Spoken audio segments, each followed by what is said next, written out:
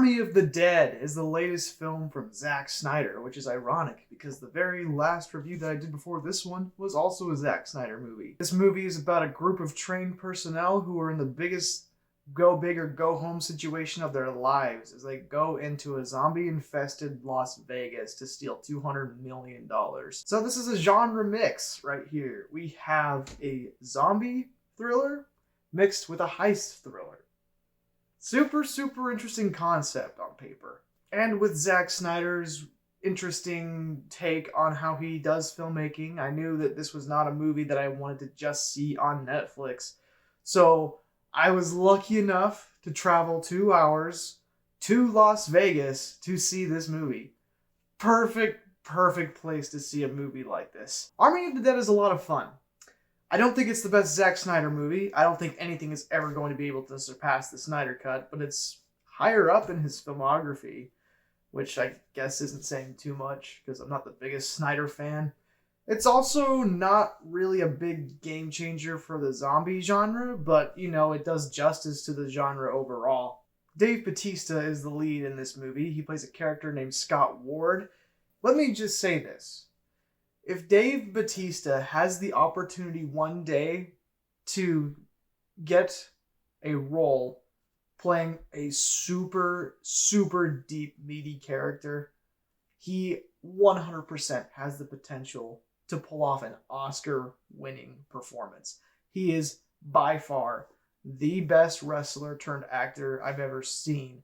He's incredible in this movie, despite not having too much character depth. He has the most character depth out of any of the characters in this movie, but these characters are very paper thin. Some of them are given just enough character development to, spark somewhat of an emotional response. But for the most part, yeah, these characters are pretty paper thin. But the actors do the best job that they can with these characters. They're all entertaining. As far as more concerns I have with the writing, some of the dialogue, it seems like it's trying to be pretty snappy, but it doesn't really come off that way to me. It just feels a little bit heavy-handed and forced.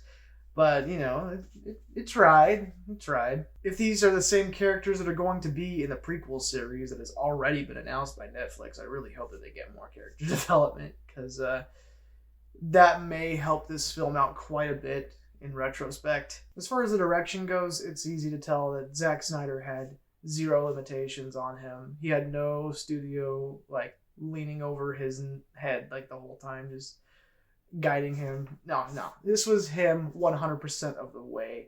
At times, it was really, really cool to see it through his lens, and other times it felt a little distracting and pretentious. He does this thing where he likes to have the camera only focus on one little bit of what's on frame and then everything else is blurry. Sometimes that was really cool, and then other times it was a bit weird, but I think I got used to it by the end. It was interesting. He also likes his slow-mo.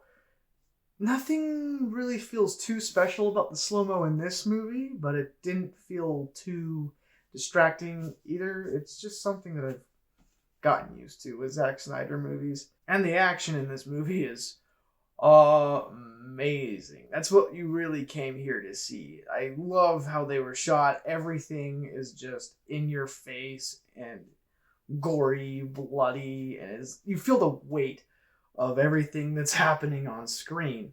I also admire how tonally consistent this movie was. It definitely has a tone to itself that sticks with it throughout the entire runtime.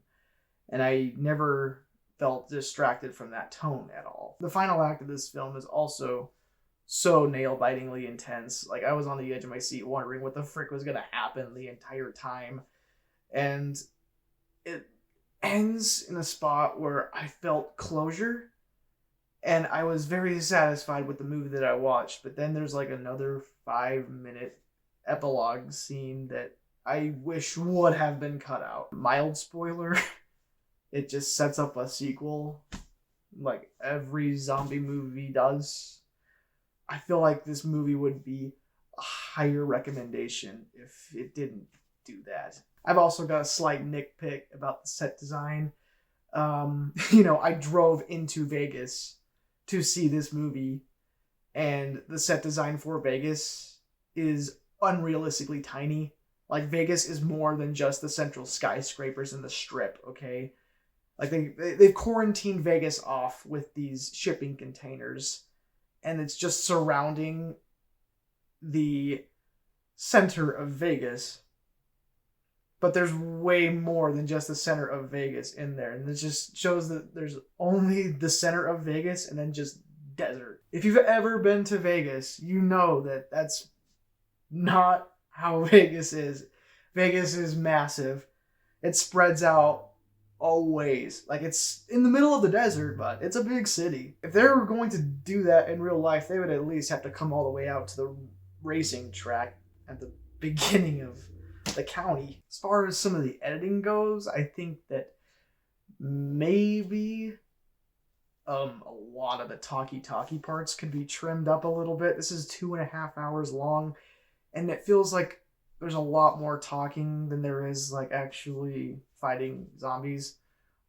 I mean, yeah. I mean, for characters that are pretty paper thin, I don't want to hear them talk all the time. But overall, I dug this movie. I thought it was a lot of fun. Definitely flawed, definitely all Snyder, both good and bad. And I am actually really excited for the prequel series. I hope that it, makes this film better in retrospect. And if he does decide to do a sequel, I guess I'll show up to it. I don't hate zombie movies. I actually really like zombie movies, so that's never a bad thing when a new zombie movie comes around. I'm gonna give Army of the Dead a B-. Anyways, you guys, what did you think of Army of the Dead? Did you like it? Did you just not watch it at all because you hate Zack Snyder? Based. Anyways, like, sub, hit the bell, what the hell, and yeah, have a nice one.